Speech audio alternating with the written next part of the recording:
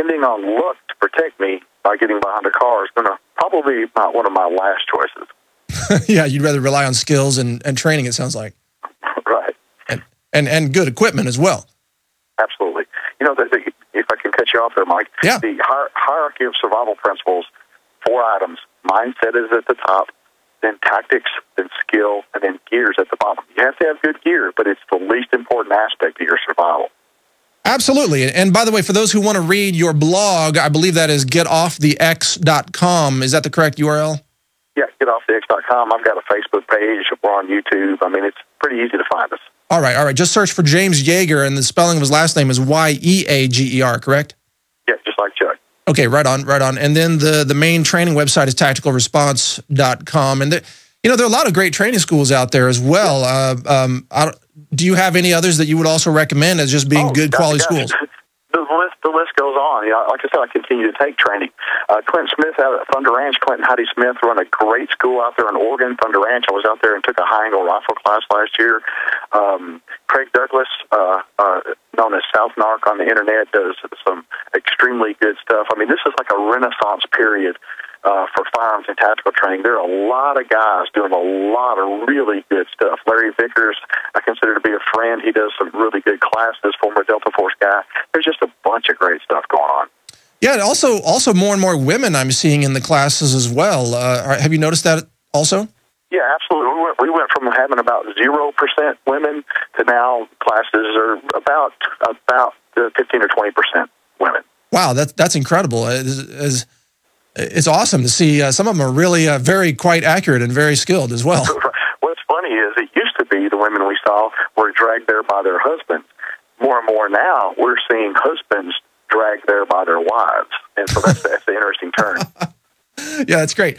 The other thing I really love about your information is because you do so much training, because you see so many rounds fired down range, you also get to look at what equipment works and what equipment doesn't work. And I want to ask you, for example, what handguns don't fall apart at the range? Because I've seen people bring stuff, it just breaks after a couple hundred rounds. Listen, there's a lot of great stuff. A lot of good guns being built. Glocks, I'm a Glock guy. That's just the way it goes. Smith & Wesson M&P. Finally, there's an American-made gun that I can depend my life on. So the M&P line is, even in rifles, is fantastic.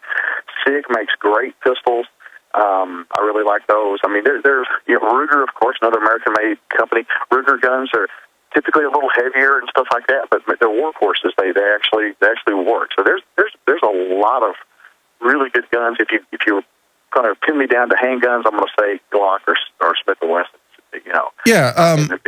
You're the reason why I went to Glock 19 actually, and doing very well with that with the big dot sight on it too. Right. What about the 1911s? I know it's highly debatable. These guys love their 1911s. They bring them to class and they jam up or whatever. Are you okay to talk about your take on 1911s? Absolutely. I get a lot of hate over this.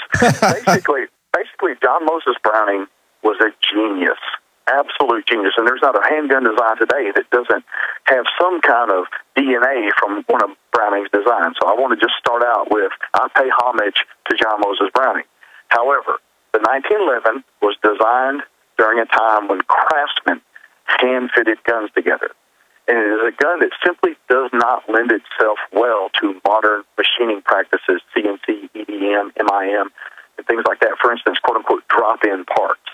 And so we have a gun that was supposed to be built by craftsmen now being built on a mass production scale, and things like stacking tolerances, you engineers know what I'm talking about. These things just begin to add up, and they just don't work well. And what does that translate into? Jams or malfunctions? What? Yeah, well, they don't call them jams. They say, oh, that wasn't a malfunction. That was a failure to feed, or that was a failure to eject. But anytime you press the trigger and the gun's got bullets in it, it doesn't work. There's a problem.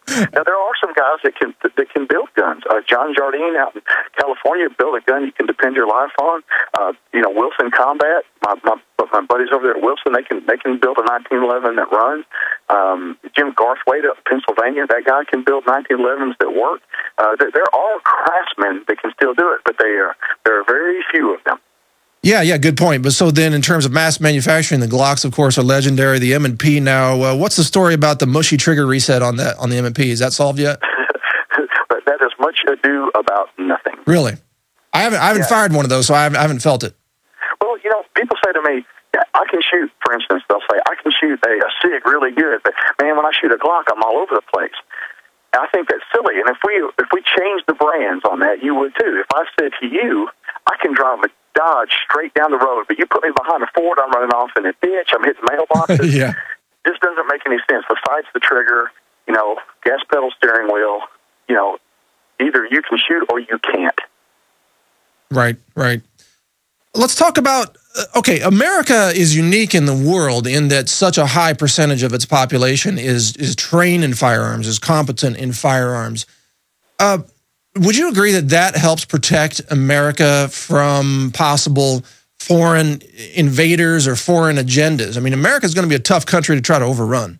Absolutely. I mean, even if you go back to World War II, the Japanese wouldn't even consider coming onto our shores because they said there was a rifle behind every blade of grass.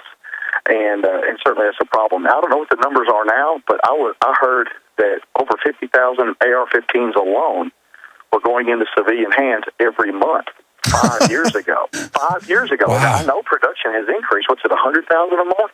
Yeah. And that's just AR-15s.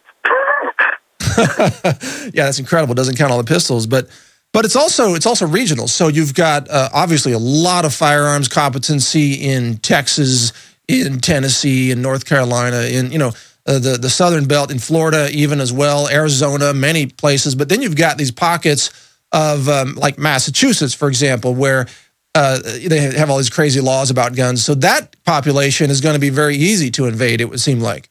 Well, here's what's funny. I've got a lot of friends at the NRA. The NRA was started on Long Island, New York, after the Civil War to keep the marksmanship skills of the Northern troops up in case those pesky rebels acted up. And so the irony is, if there is any kind of other rebellious activity, it's probably going to be a majority of NRA members that are doing it.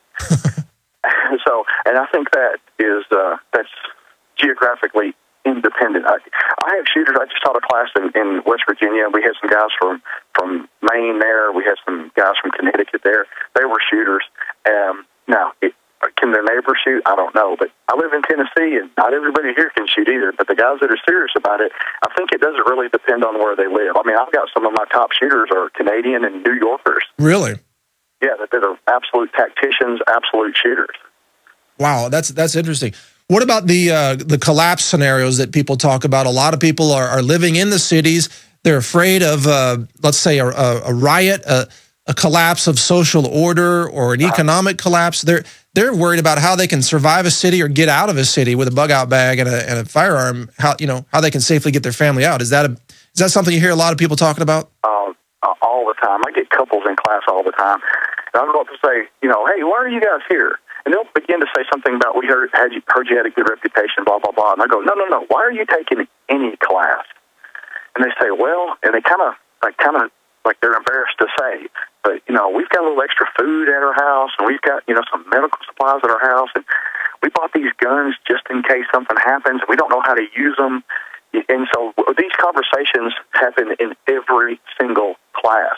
And it's people coming to the classes that think they're the weirdos because their family makes fun of them, their friends make fun of them for preparing, and then they get around us, and we go, oh, yeah, we all do that. And so they feel at home. Yeah, exactly. Well, the other thing, though, too, is Americans, I know you've worked outside the country. I mean, you've served outside the country.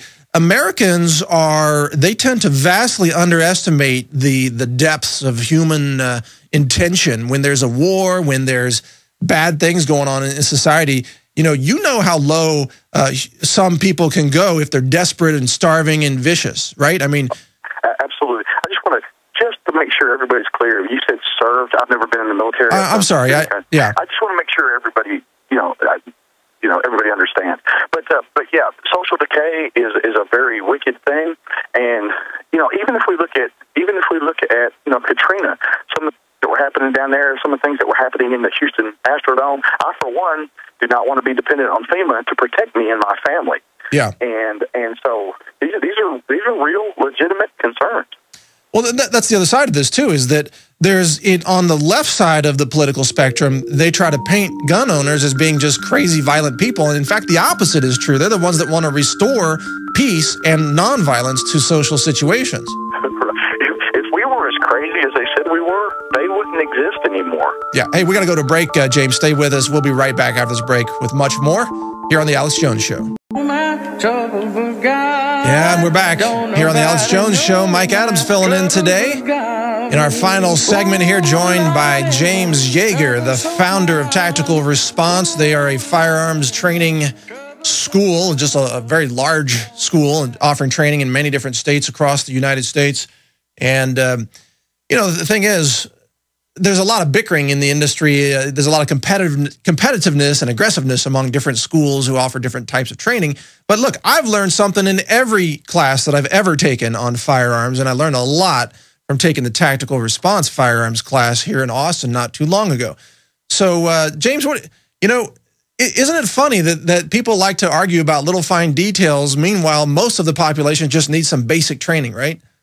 Right. And yeah, I'm kind of one of the few instructors that actually tells people, hey, go to these other places, and because I think if you're walking that true martial arts path, you've got to do that. But yeah, it's more relevant that they get some training and what training they actually get. Even the most basic NRA pistol class will, have you becoming a safe and responsible shooter. Yeah. Well, the thing that you taught me the most, or your class, is to move. Just move, because most guys stand there in front of a paper target and just shoot off rounds, and they reload standing still. They do everything standing still. They clear jams standing still. They're just a target waiting to get shot. Well, you probably heard this in class, but it's more important to not be shot than it is to shoot the bad guy. Right. And another little acronym we use for the word move is motionless operators ventilate easily. Nice. Good acronym there. Yeah, one of your instructors actually had a cattle prod that he was going to start using on us if we didn't start moving.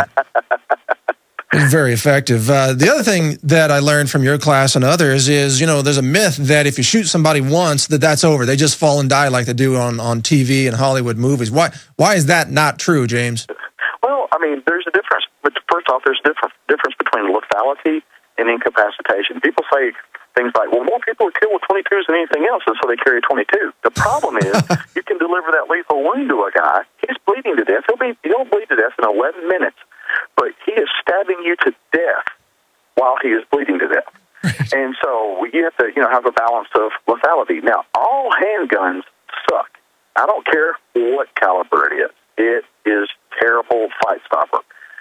So 9 or 45 are the calibers I recommend, and put them where they belong, high center chest or right to the brain box. Yeah, exactly. There's a big debate about, is 9mm strong enough or powerful enough to be effective at self-defense. And as you teach, of course it is if you put it where it needs to go. I assure you, it will kill people.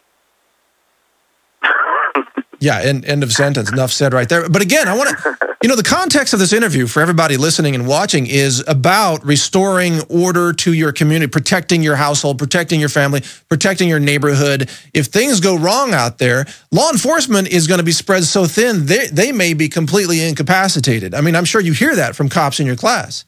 Let's just look at history. Look at the L.A. riots. The shopkeepers that stood up for themselves didn't get their shops burned down. Right. The ones that didn't have any protection got their shops burned down. It's just that simple. Well, yeah, and again, this is about having the skills to be part of the solution.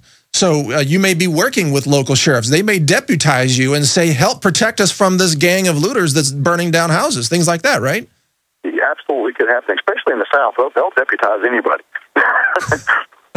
Just show some competency and, operate with ethics, folks. That's the thing. Operate with ethics and defend the innocent, protect law and your rights. Well, James, sorry to cut you off there. We're about out of time, but I want to thank you so much for joining us today. It's been a pleasure talking with you.